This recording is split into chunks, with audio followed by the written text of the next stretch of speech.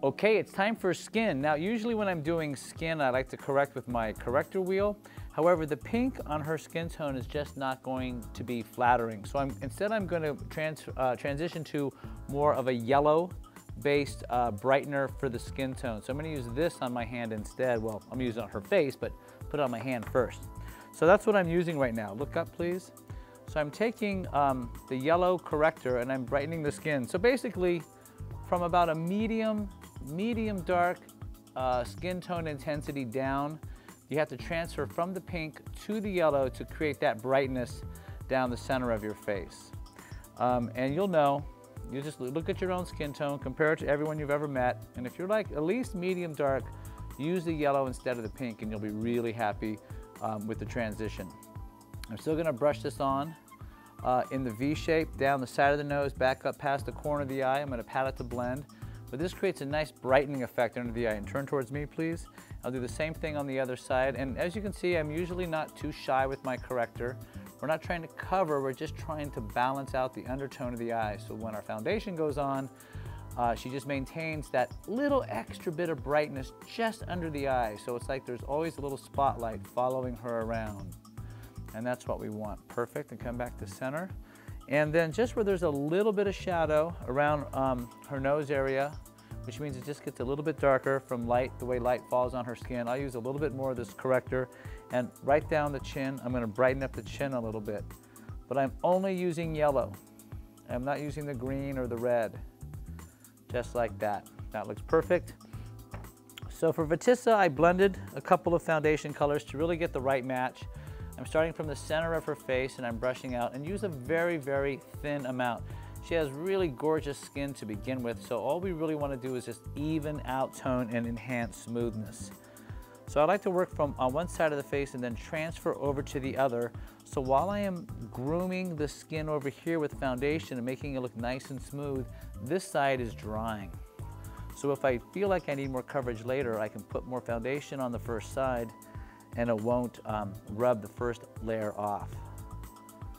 So again, brushing it on the skin and smoothing it out. Looks really good. So this is really, when you talk about makeup artistry, this is one part of makeup that is art, and that is the sense of blending, of not giving up with the foundation. When you think, oh, I spread it on good enough, I'm done. No, you have to keep blending to create that ultimate smoothness. You know, it's easy to put foundation on the skin, but it's a real hard thing to make foundation look like skin.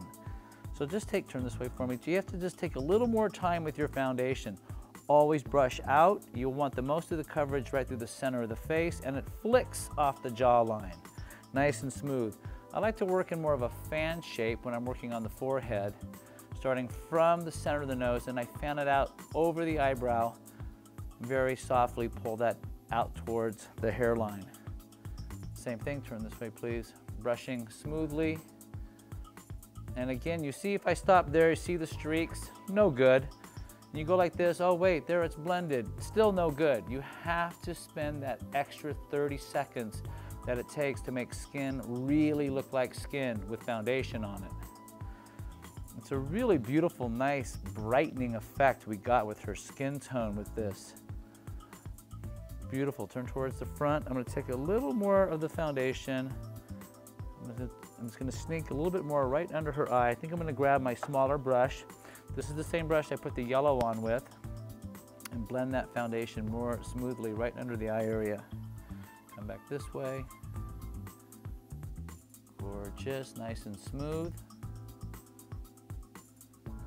Beautiful. And then the last thing I want you to do is just a little touch of powder. And I'm going to use a dark powder, but it's translucent, so it's really not going to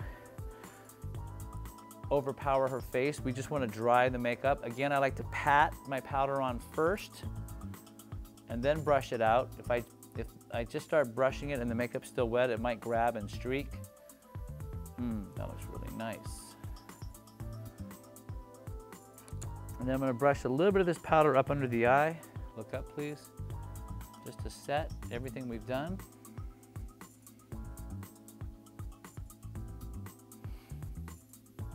Beautiful. And so there we go. Skin for the balance look.